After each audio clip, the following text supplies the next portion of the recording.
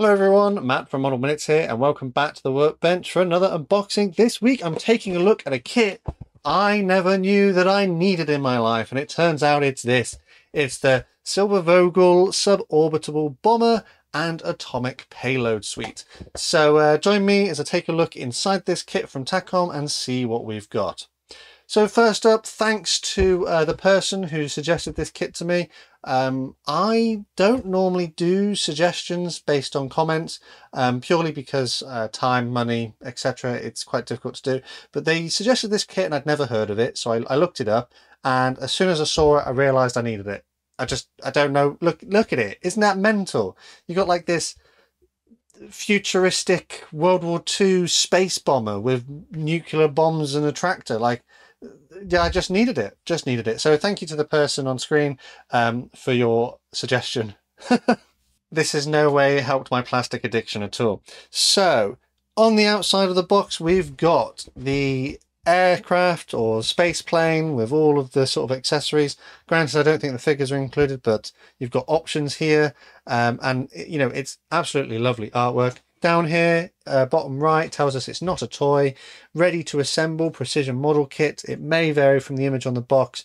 Cement and paint is not included, and it's suitable for those aged 14 and over. 1/72 scale, and we've got an item number of 5018. And apparently the design was supported by Snowman Model, but I don't know what that is. So let me know down in the comments if you do know.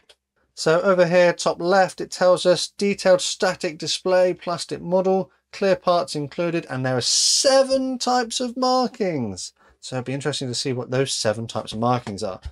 On the edge, it does say that the suggested paint are Ammo MIG, and we've got a sort of paint scheme here for the Hanomag SS100 and trailer, and then there's the space plane, and we've got a QR code and some contact details for Takom, and it's made in China, and there's a copyright date of 2022. On the thin edge here, we have the same information on the front, but it does say it was imported to the UK by Bachmann. And then on the other edge, we've got a sprue map. So it tells you all the different parts and bits and pieces that are included. And we have decals and tyres. And then on the other edge, it's the same information. So back to the box, nothing. Let's get it open. Let's have a look. Oh, look, everything comes in a plastic bag. So this is going to take a little while to get through.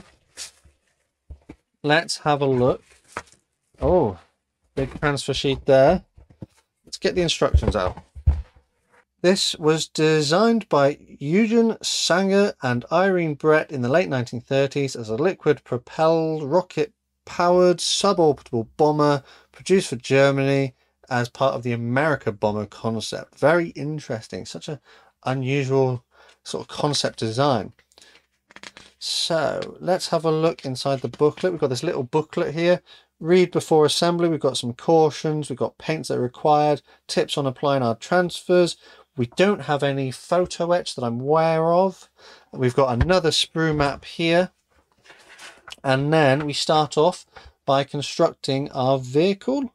I believe this is for the Hanomag, and you can see we attach various parts to the chassis, then we do the upper body work, and we do the frame of the vehicle, add our clear parts, small details, tyres, wheels. There's actually a lot, isn't there? There's quite a lot just to build up this prime mover. Then we get to the trailer. So we have 2 different kinds of trailer in this because there are 2 different kinds of bomb. So you have a smaller trailer and a bigger trailer, although I think the only difference is that this one has a different mount for your small bomb and that one has a different mount for your big bomb. Then progressing on, you can join up your trailers using the towing bar depending on which trailer you want to attach. And then it looks like we make a start on the bottom of our aircraft. This looks like it's the landing gear bays being worked on, or possibly the bomb bay landing gear bay. Let's turn over the page and investigate a little bit further. So you can install your bombs in the bomb bay if you want to. So yeah, the bomb bay is the big one and the landing gear bays are the smaller ones. So you have the option to have it raised or lowered. Then we come to gluing our landing gear legs together and installing them in the bottom of the aircraft. And then we've got our nose bay as well. Our cockpit looks fairly simple. And I think we had the option of 2 different noses, didn't we? Yeah, we had the 2 different noses depending on the windows we wanted to use. Turn over the page, add our fuselage parts together and the wings. Add 30 grams of weight, so we need quite a bit of weight in the nose there to make sure it doesn't tip over. Add all of those various elements together, and we should have our completed suborbital bomber. So now we have our painting instructions, which are in full color, which is great to see. So the first one here is for our tractor and bomb.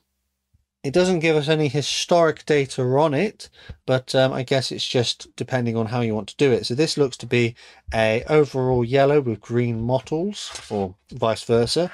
And then our other one has some slightly different with a bit of brown thrown in as well. So that one might be the easier option to do. Then we move on to our aircraft paint schemes. So we've got a green and dark green with underside of blue and a yellow band on the tail. Then we have a similar paint scheme, but this time it's all mottled. Then we have, this is the one I like the look of because it's got so much more yellow on it. Yellow can be a bit tricky. So it's overall green, but we've got yellow tip of the nose, leading edges and tail. And then on this last one, it's more of a tactical one. It's got black underside and then a mottled top. Oh, and there's one more, which is a polished metal finish and then a black underside, which is pretty interesting to see. But I think I'll go with the yellow because that looks a little bit more interesting to me at the very least. Then just to finish off the booklet, we've got a few little adverts for other things that are included and then a little front profile. So that's the instructions. Should be relatively easy to follow. The decals then. This is actually my first experience of a Takom kit. I've never built a Takom kit before. Not that much in the way of transfers. Printing is generally okay. They look a little bit thick compared to other manufacturers that I've seen, but you do have the option of historically accurate transfers if you wish to include them. Printing on the whole though is fairly good. No blemishes that I can see and no registration issues either, which is pretty good. I guess all that remains to be seen is how well they apply to the model, and it'll be interesting to see how well they go down. So let's pop those ones away and let's start looking at the plastic parts. Everything comes in a plastic bag, so bear with me as I disassemble everything and get everything out.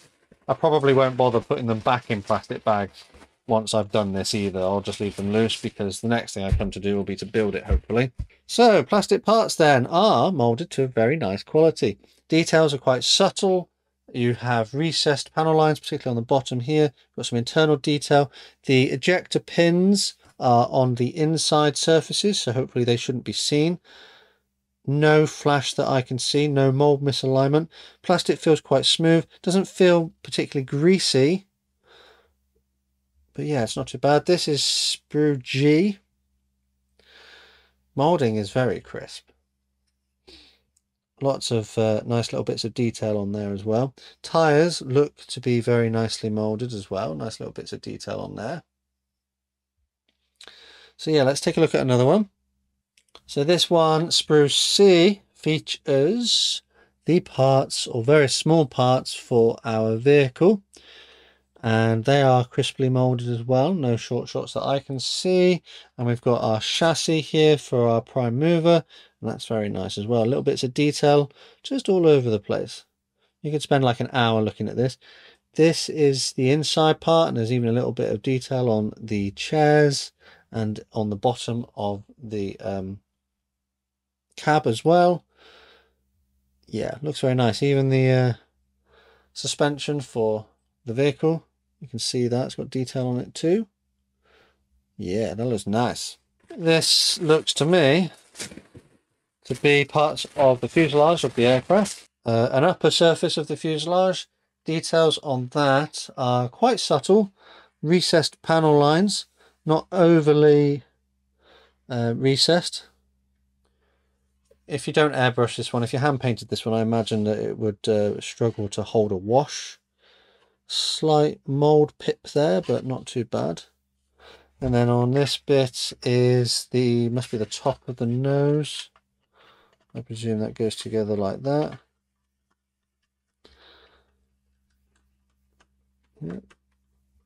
Yeah, like that. They go together. It seems quite good. The same sort of deal. And then next one.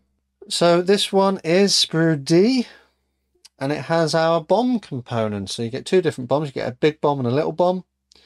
And again, same kind of deal. Details are pretty nicely represented on there. Tiny little bit of flash on these elements here, which will just need a little bit of cleaning up, but that's not too bad. So sprue C features our cockpits. So we get our two different choices. We've got like a bubble canopy or more sort of streamlined. And then we also have our wing surfaces. So this side is textured with what appears to be like heat absorbent panels. So you can see there, though, they're all sort of textured. And then flip over and the other side has our, it looks like control surfaces and things on there as well. In this little tiny bag here, we have one part, which is the cab of the prime mover, which I can't get out. I've broken the bag. One little part, that's very nicely detailed. Little mole pip on the top there, but a little bit of sanding should clean that up. But yeah, that's pretty nice. Even the hinges on the doors are represented. Sprue E, and this has our trailers. So as mentioned, you get two different trailers in this. You get a shorter, well, I think just the mounts. I think everything else is the same. They don't look different size wise. I think it's just the mounts. So you have small amount for small bomb and big amount for big bomb. But yeah, details on this. There's a little bit of texture here, like a foot plate, and then looks like wheel hubs here with a nice level of detail in them as well. Yeah, very crisp. There's one more grey plastic sprue to take a look at before we get to the clear parts. So this features the main underside. This is sprue F.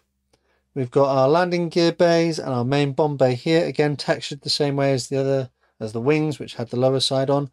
We've got our other part of the fuselage and the nose with the landing gear bay there. We've got some landing gear legs here, which they seem fairly sturdy. I think they'll do the job.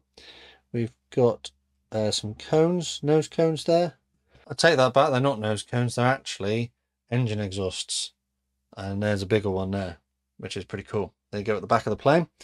And I think that's the engine part there as well. Yeah, very nicely detailed. And like I said, ejector pin marks are on the inside surfaces, which you're not going to see, which is very thoughtful. Clear parts then, we've got one little baggie. So sprues H and E contain various windows. So E contains our windows for our vehicle, for our Hanomag, and they're crisply molded, no flash, no blemishes. This one has molded representations of windscreen wipers on them. And then the other one has our clear parts for the main cockpit of the aircraft. There are not many clear parts in this kit, so if you don't like dealing with clear parts, this isn't too bad. They're crisply molded as well. Would have liked to have seen some canopy masks, but I'm sure that we could mask these fairly easily.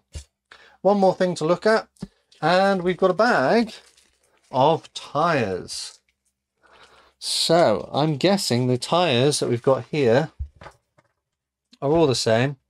1, 2, 3, 4, 5, 6, 7, 8, 9, 10, 11, 12, 13, 14, 15 tyres, which I'm going to go ahead and assume are for the prime mover and also the trailers. So you've got your mold material in the middle there, but you can see, I hope if the camera decides to focus, that we've got a lovely texture, but these are rubber. If you don't like rubber in your models, then you may have to seek alternatives, but these look to be molded pretty well. And I imagine they'll just pop onto the relevant axles. Yeah, so very interesting kit, which I never knew that I needed to have. So let's pop all these away and then recap. So we had rubber tyres for our trailers and prime mover. We had 2 small clear sprues, which seem to be of a really nice quality. And then we had 1, 2, 3, 4, 5, 6 sprues containing the majority of the parts, not to mention a single part for the cab of our vehicle and 2 larger parts loose from the sprue for the fuselage of the aircraft. A fairly comprehensive and printed in colour booklet with the relevant colour callouts all being nicely reproduced. A large sheet of transfers for the various paint schemes which are included, which look to be of a reasonable quality. And then all of that comes contained within this box with this rather, I don't know, it's like evocative, exciting, inspiring scene on it, which encourages you to want to replicate it. Have your aircraft on the ground with maybe a couple of figures wandering around it, and you've got your loading team here ready to put the things onto the bottom of the plane. So yeah, it's a very interesting kit that I never knew I needed to have. So talk about the history of this kit then. This is a 2022 tooling, and in its original guise it came, as far as I'm aware, just the aircraft. It didn't come with the vehicle and the bomb trailers. So the version I've got here is a slightly later, perhaps the same year or maybe last year, 2023 version, which comes with the extra things, which is the version I decided to go for because, I mean, why wouldn't you go for that extra value? So how much would you be looking at paying for this kit, this particular version? Well, at the time I'm making this review, it would seem that the retail price for this is floating around the £55 mark here in the UK. That's not necessarily a pocket money kit, it's not exactly a cheap kit, but I think it has quite a lot of high quality elements to it, and it does have a very high part count. I was fortunate enough to get this one slightly cheaper for £48, which just makes it a little bit better. On the whole though, I think this will be a slightly larger project than I'm used to, especially with the more complicated paint schemes for the vehicle, but I'm probably going to go for the slightly simpler green and yellow paint scheme on the aircraft. But let me know down in the review, which version would you do if you had this one in your stash, and would you consider getting this one for yourself? Also, let me know what you thought of my review and if my assessment of this kit was fair. As always, a quick shout out to my channel members and patrons for the extra support they give the channel. A massive thanks to these guys on screen. If you'd like to find out more about how to join them, take a look at the links in the description. Down in the description you'll also find other ways to help support the channel if you'd like to do so. However, the best way to support this channel for free is by subscribing with notifications turned on so you never miss a modelling upload. Finally though, the last thing to say is a massive thank you to you for watching this one, and I'll see you on the workbench again next time.